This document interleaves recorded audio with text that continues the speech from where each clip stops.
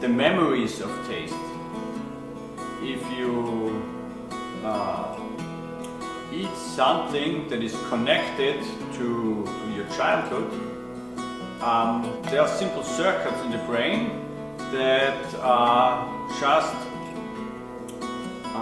bring you the memories in milliseconds back when you just chew the first bit of your strudel. America for the East Coast, the Indian summer in New England, some chefs extracted some aromas out of the leaves.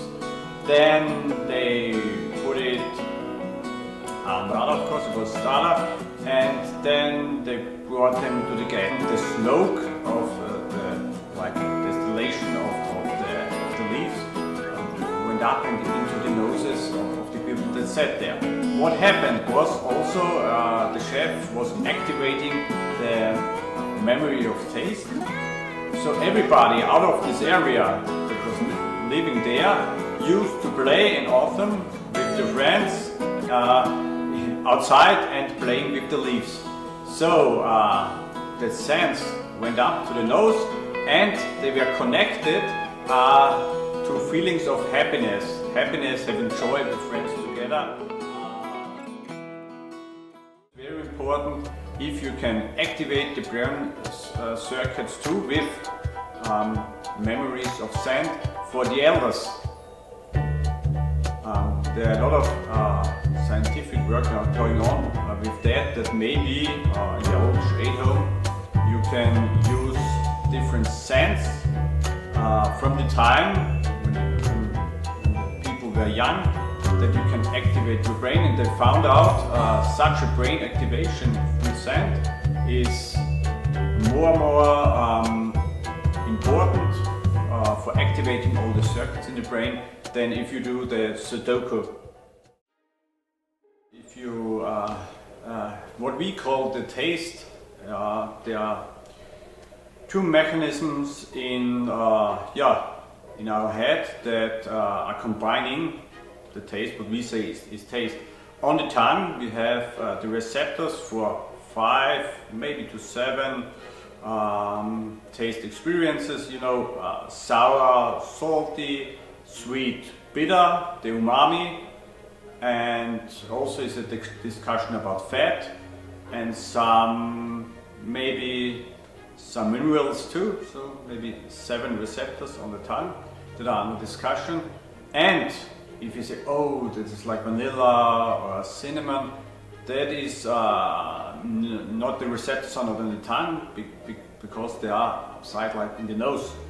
So the scents are combined, or the signals from salty, from sweet, and etc. That comes the information from the tongue, and the other information comes from the nose.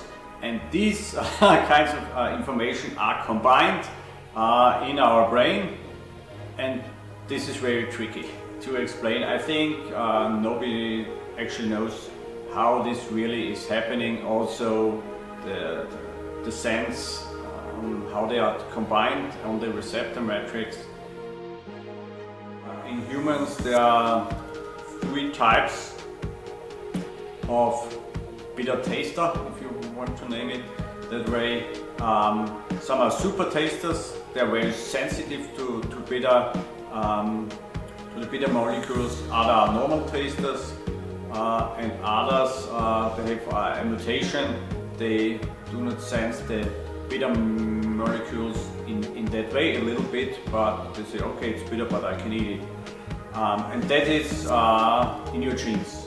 It can also be different in one family, that one is a super taster and the other is a non-taster and the other is a normal taster. Children or in a family, they avoid sometimes vegetables that have the bitter taste.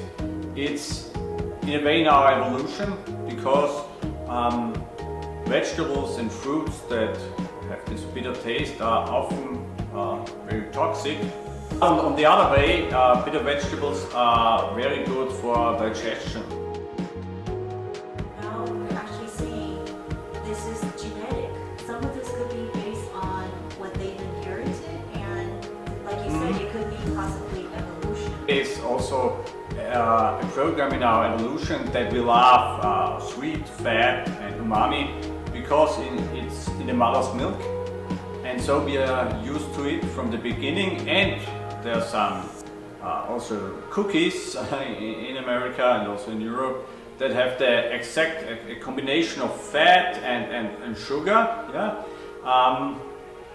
that gives you like